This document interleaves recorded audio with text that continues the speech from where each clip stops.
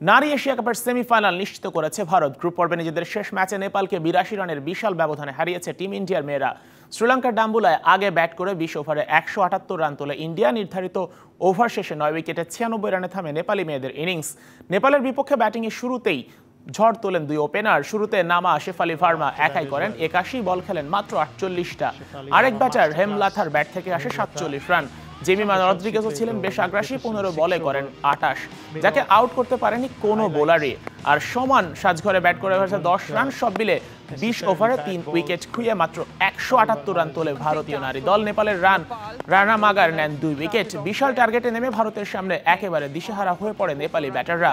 ৫২ রানে পড়ে যায় ৪ উইকেট, ৬৪ রানে পড়ে আরও ২টা। শেষ পর্যন্ত অল আউট না হলেও ২০ ওভারে ১০০ রানও করতে পারেনি নেপাল। সর্বোচ্চ ১৮ রান করেন ওপেনার রানা মাগার। বিন্দু রাওয়াল অপরাজিত ছিলেন ১৭ রানে ৯ উইকেটে ৯৬ রানে থামে নেপালের ইনিংস। ভারতের দীপ্তি শর্মা, রাধা ইয়াদেভ আর রেড্ডি নেন ২টা করে উইকেট।